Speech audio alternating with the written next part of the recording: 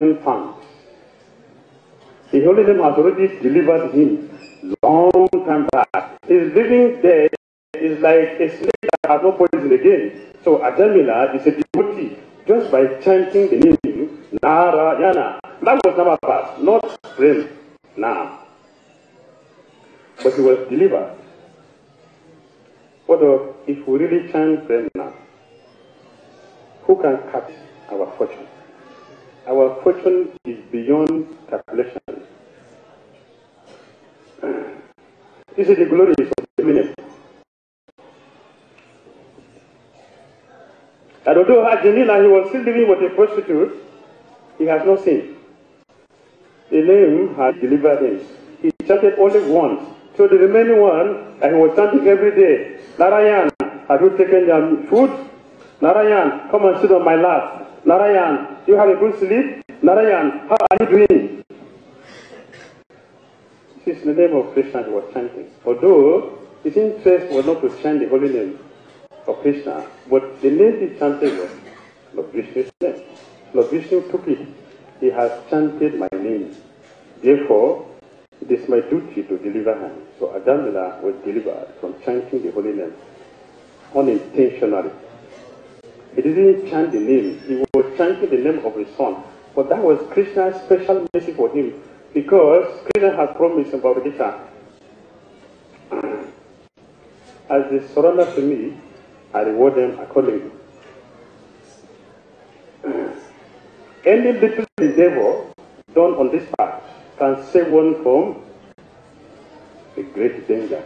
Ajamila was delivered.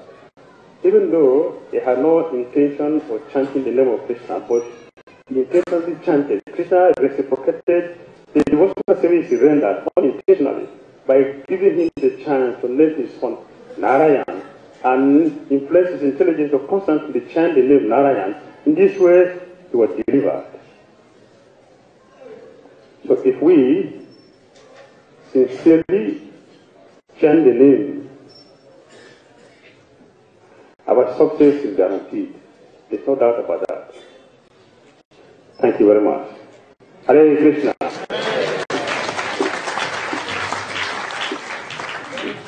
Thank you, Damodar Maharaj. Hare Krishna. So, we'll just hear now. So here we are. This place is called Surabhi Kunj. So here in the place called Surabhi Kunj, we have my godson Surabhi Dasi. So Surabhi Dasi will speak in Surabhi Kunj about Surabhi Mata. So we get triple Surabhi. Hare Krishna.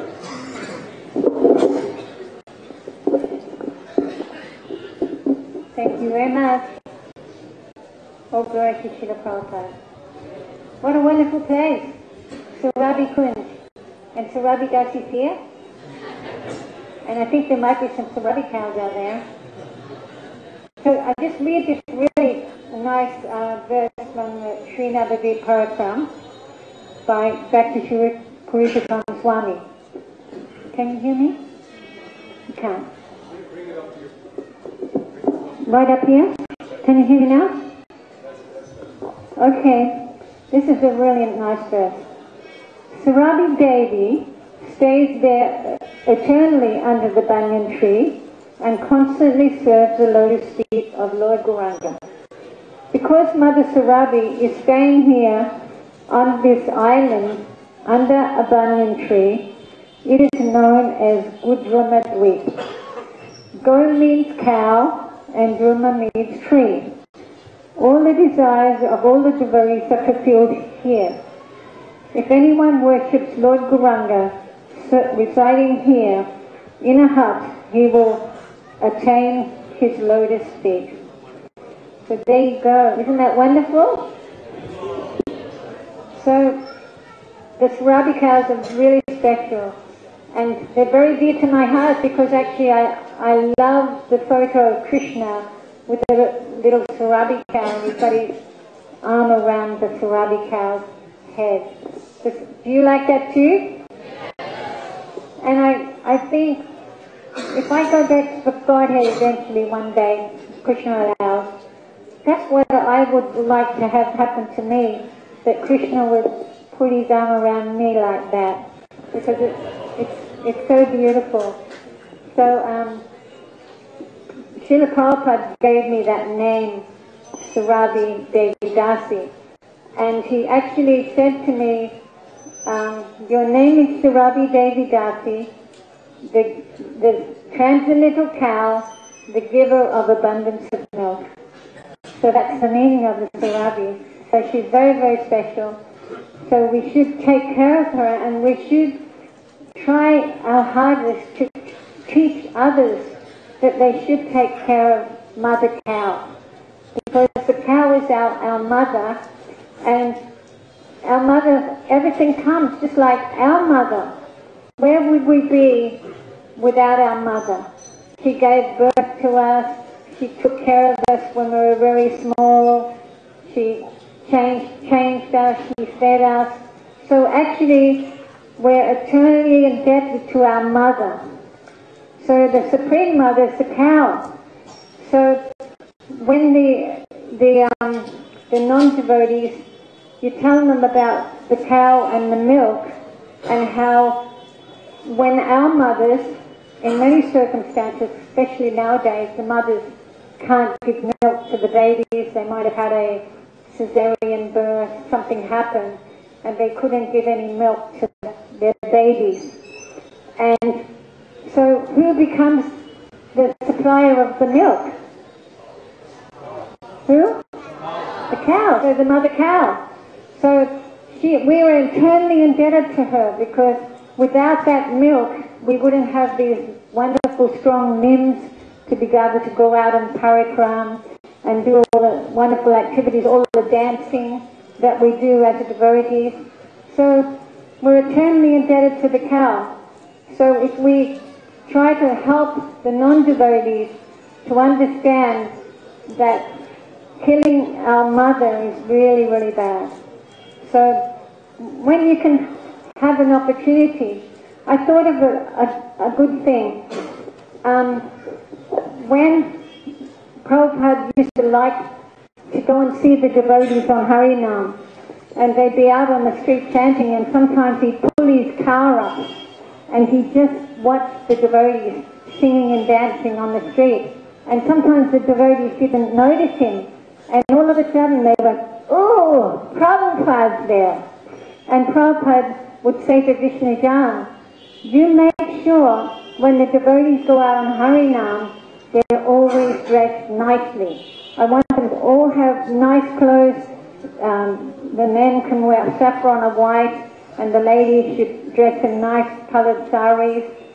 And he said that gives a really good example to the people when they see us. They think these Hare Krishnas, they're really organised. But as the years have gone past, the devotees have decided they don't want to wear their dhotis and saris on Sankirtan. And I said to them one day, listen, you know, not all the people hear the Mahamantra when they're going past, but when we're all dressed in our nice clothes, they go, "Oh look, there's those Hare Krishnas," because they identify us dressed in these nice clothes. So if we go out on kirtan and only two people have got sari on and Madhijis and two Prabhujis have got dhotis, and all the rest of us have got plain clothes, they're going to be scratching their heads and they're going to go, "Who are these guys? We don't know what kind of thing they're trying to perform." Anyway, so Prabhupada, he told us that if we wear devotional clothes, especially when we're on Harinam, the people will see us, and in that way they will see a devotee of Krishna. And if they hear the Mahamantra, of course, that's the beginning of their spiritual life. So you see how important it is? Not only here in Mayapur. I know when you come to Mayapur, everyone dresses in their nice clothes, they tilak. But it's also important in the other countries of the world, other cities where they go out on Harinam, to wear the devotional clothes. Thank you. you very much.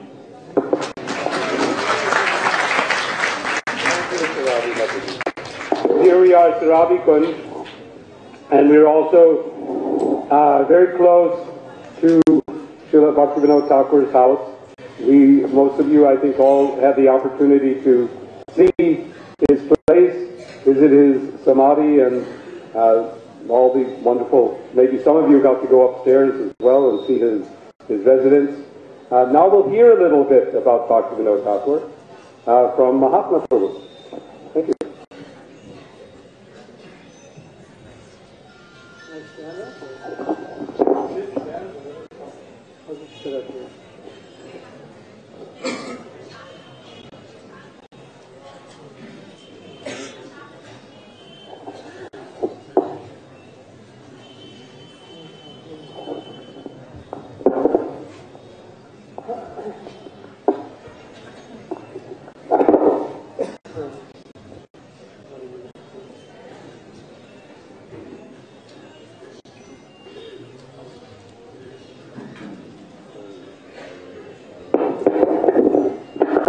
Namo Vishnu Padaya, Krishna Krishna Bhutale, Srimate Bhaktivedanta Swami Namane.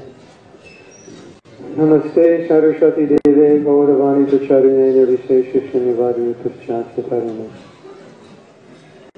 Namo Bhaktivedanta Sachidananda Namane Gaura Shakti Swarupaya Rupa Nitradharayate.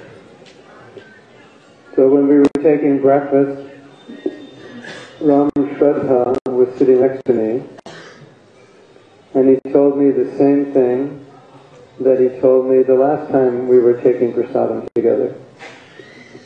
And he said that Prabhupada said we shouldn't just chant Hare Krishna, but we should sing the songs of the bhajans of the previous acharyas, because that will give us the right mood and understanding for chanting Hare Krishna. So, I just wanted to relate that to everyone. How much Srila Prabhupada appreciated Bhaktivedanta Thakur, and I'll tell you a story. You want to hear a story, or you're all too tired? You want to go to sleep, or what? I want to go to sleep, so you'll have to keep me awake. Okay, by your enthusiasm.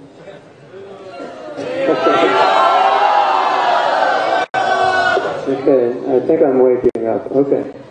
So, many of you know Gauradaha. He was the disciple of Srila Prabhupada that helped open the first temple in San Francisco and opened the temple in London, and he was the wife of Mother Jamuna, the Prabhupada disciple. So,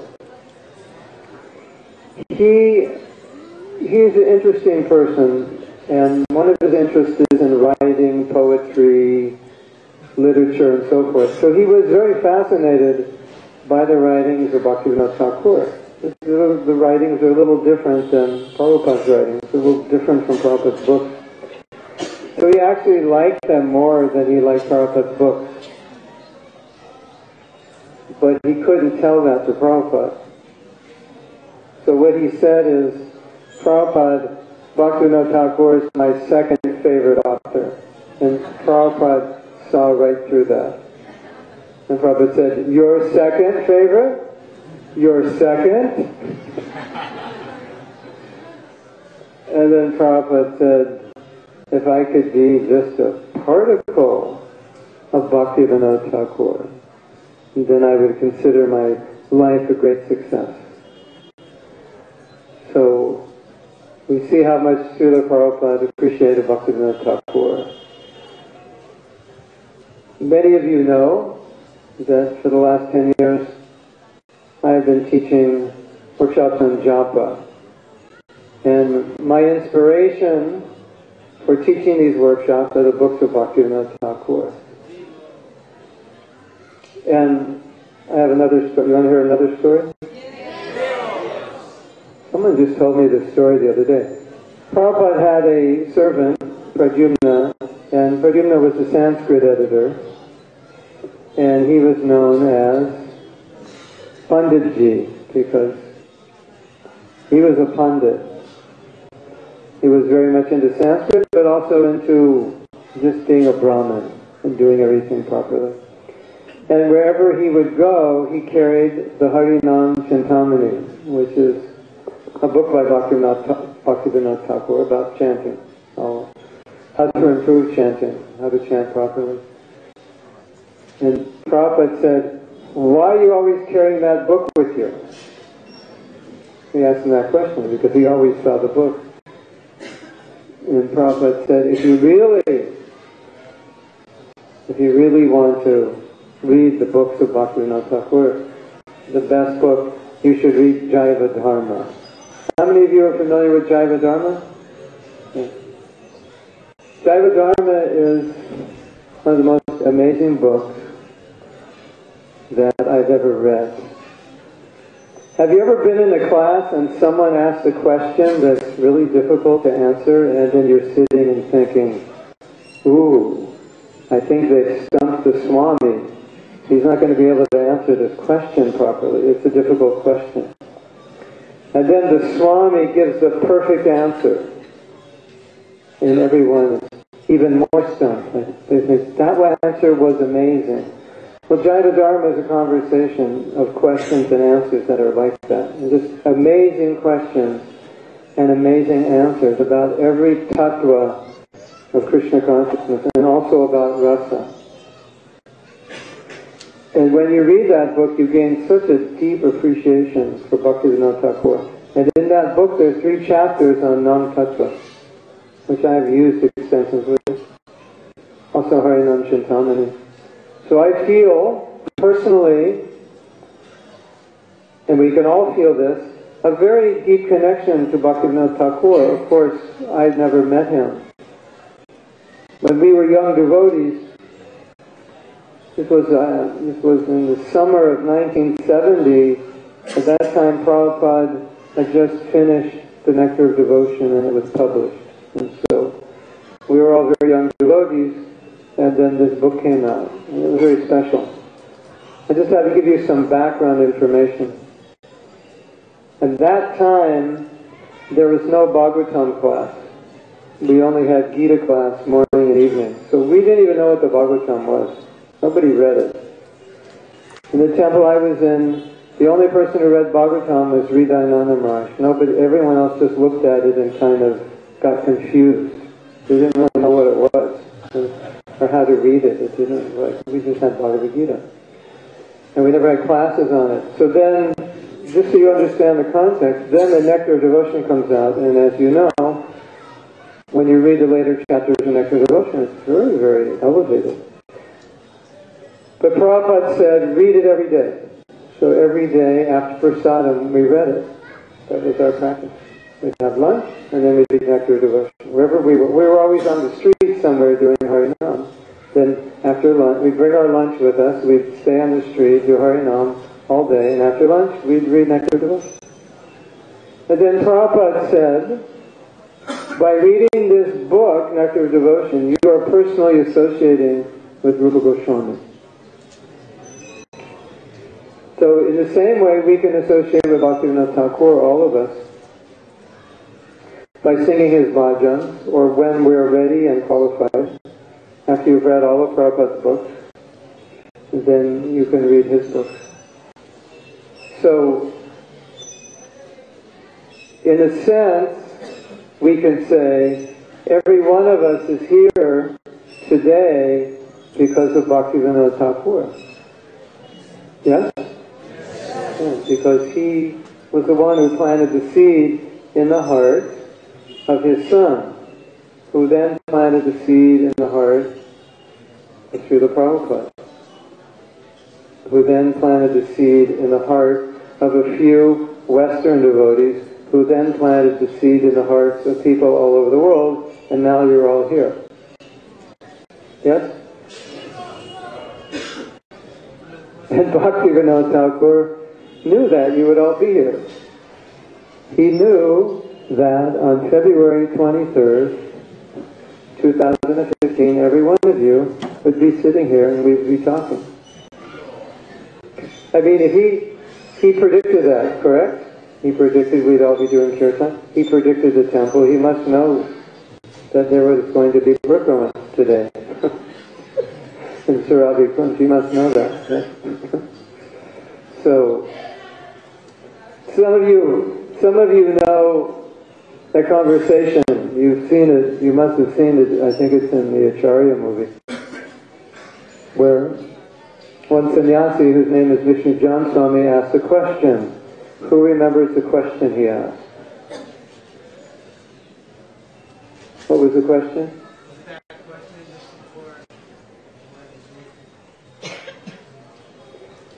It was a question about Bhaktivedanta Thakur. Who remembers that question? He said, Srila Prabhupada Bhaktivedanta Thakur said, what did he say? Anybody remember? He said, I have left this world my work unfinished. And so, Vishnu Jan says, he's such a great acharya. What does that mean? He's left his work unfinished. And what did Prabhupada say? Who remembers?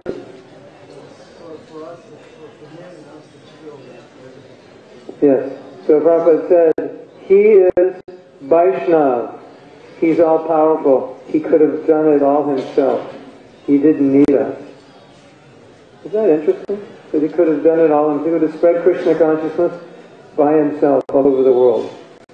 But he left his work undone so we'd have some service. So all the service we have now, then we can say, that's his mercy.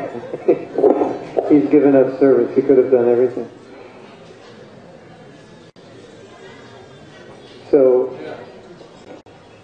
I want to maybe inspire you a little bit in the way I'm inspired to improve your chanting. When you're chanting your japa, in the temple room in the back, there are paintings of the disciplic succession, and there is Srila Bhaktivedanta Thakur in the back.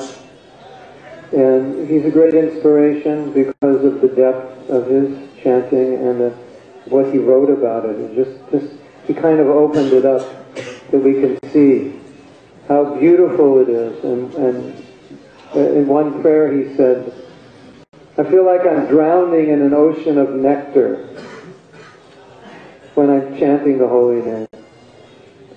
And as we know, sometimes we also feel like we're drowning when we're chanting, but not in an ocean of nectar. We're either drowning in an ocean of sleep, drowsiness, boredom, pain, sometimes. Right? So of course, I'm joking here, but it's a great inspiration to read these teachings and know that when he was chanting, he felt like he was swimming in an ocean of nectar. And then he said in one of his songs, there's nothing in the world but the holy name. There's three worlds, there's nothing but the holy name. So his realization of the holy name is the only nectar. He said the only reality in this world is the name and the living entity. So the reality is when we're chanting. And so for me, that's a great inspiration, and also in the samadhi, you'll see the deity of Bhaktivedanta Thakur. So when you're in the temple, you're chanting, you can every once in a while just glance at his picture, ask for mercy, or you're in the samadhi, when you're walking around, you can just stop there and ask for a little mercy, because he's really giving. He really wants us to get it. He really wants us to get that nectar, and he's written so many books just so we can get the nectar.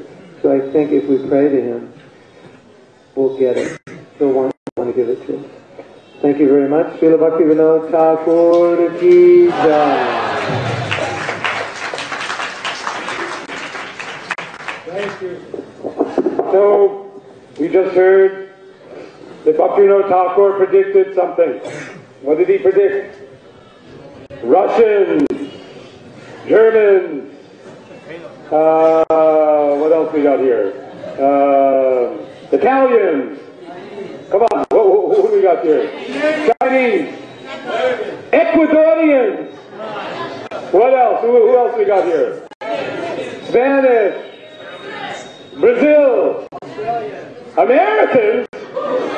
Uh-oh. Indians? So who else? What else we got here? Lithuanians. Mongolians. Whoa, where are the Mongolians? Mongolians. Venezuelans.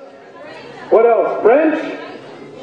Huh? Ah, oui, Frenchman. Okay. Bonjour. What else? Who else we got here? Huh? Canada. Very good. Chinese. Who else? Malaysia. Singapore. Who? USA. All right. Who else? Australians. Aussies. Okay. Any Kiwis? Delhi's not India. There's a sign in New York City, and it says just before you go to a bridge, and he says, "Now you're leaving New York City. Welcome to America." So it says you can put a sign outside Delhi. So who else? What other countries we have? Slovenia. Fiji.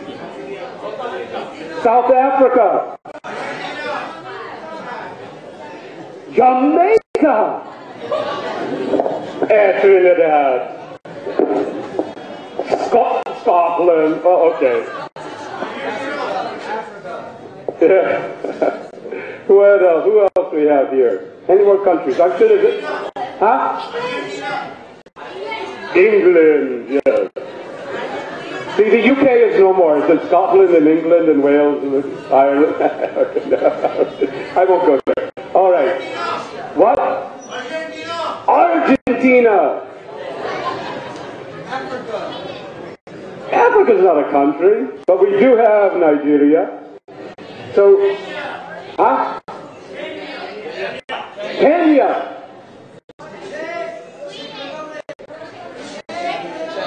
Czech Republic. Harihara.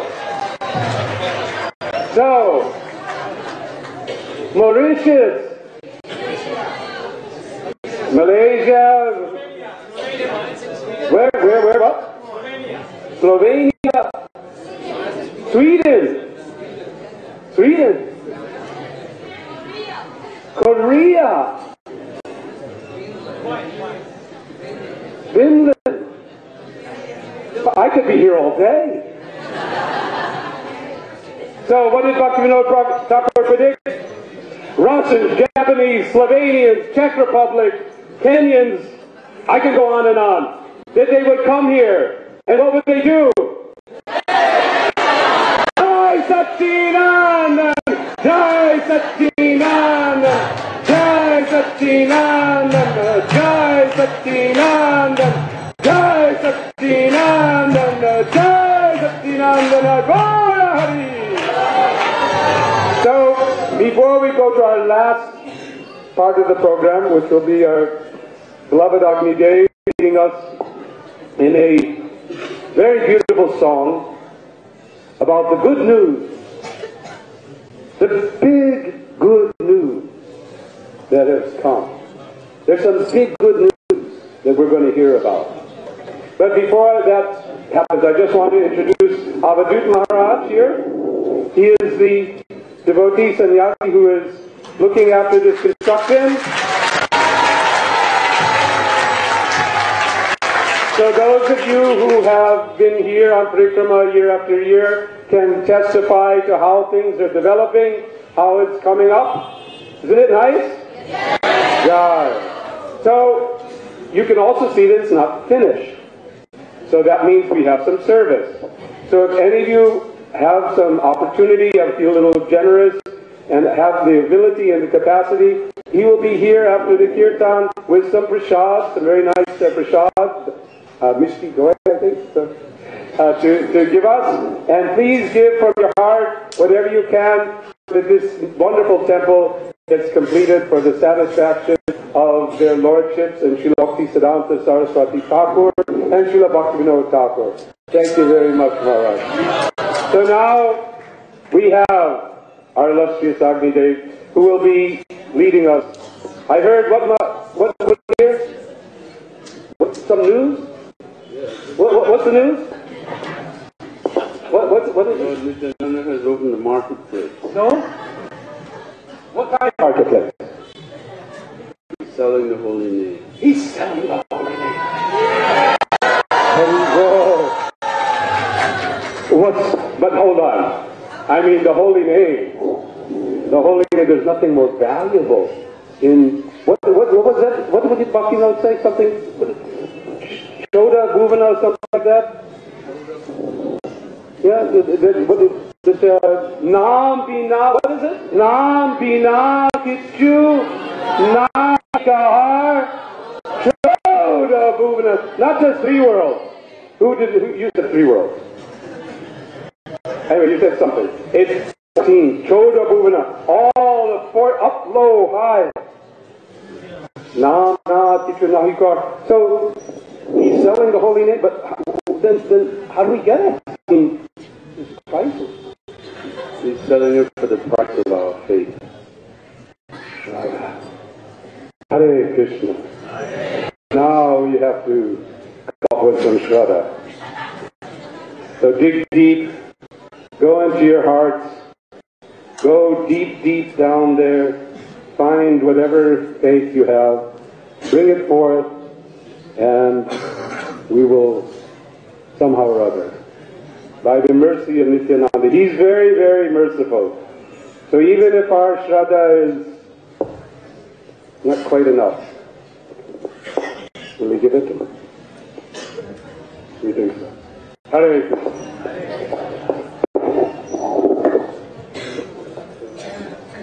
First I'd like to read the translation so we'll know what we're singing about. It's on page 36 in the Parikrama pamphlet. It says on page 36, I am singing news of great happy tidings. Lord Nityananda himself has opened a marketplace of the holy name in Surabhi. The news of its great result is that he is selling the pure holy name in that marketplace for the price of only one's faith. Lord Nityananda, the proprietor of the market, seeing all the devotees becoming attracted, is selling them the holy name after bargaining with them. You know, in Mayapur especially, anywhere, all the wallahs, they like to bargain for everything. When I first came to Mayapur, I realized there was no fixed price on anything. Seriously. Everything was... I went to purchase a mridanga in Navadwip. It's a funny story, but I'll shorten it. I didn't know what the price of a mridanga was, so I just told the rickshawala, mridanga wala. So he took me to a mridanga shop, and they had several mridangas there, so I picked one out, and I said, how much is it? And he said, 350 rupees.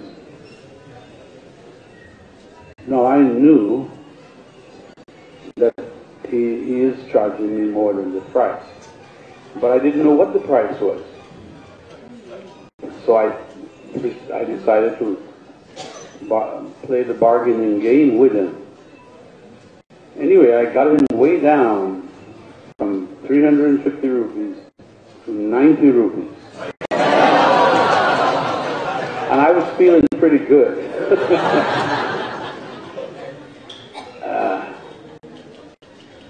It was going back and forth, and he would yell at me. I'm sure he was cursing me, but I didn't know. And anyway, then I was happily crossing the Ganga with my mridanga in my lap, and one Bengali gentleman with an umbrella. He asked me, he said, "You are from ISKCON?" "Yes." He said, "Do you mind?" He said, "You purchased this Mridanga in Navadvip?" And I said, "Yes." He said, "Do you mind telling me how much you paid for this Mridanga?" So I was feeling very proud. I got him down to 90. When he wanted 350. So I said, very proudly, I said, "I only paid 90 rupees. And the Bengali gentleman said, 90 rupees? There is no 90 rupees Mridanga in Navadvip. He said, there is 30 rupees, 40 rupees and 50 rupees only.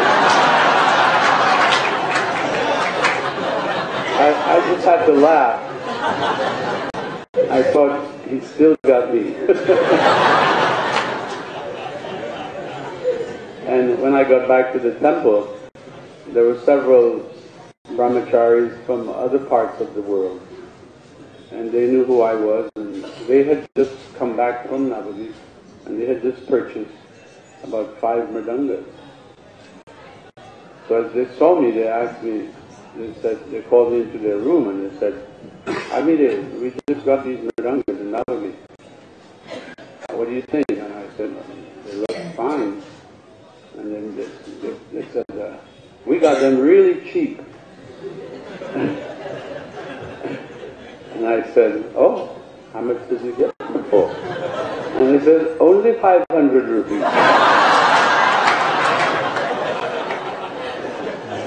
And this reminds me of in one offering of our dear departed Godrumadvipa Bhakti Swarup Damodar Maharaj, he relayed an incident where Srila Prabhupada told him that all my Western disciples, when they come to the marketplace, they are known as the damn cheap babas. Because whenever they go to buy some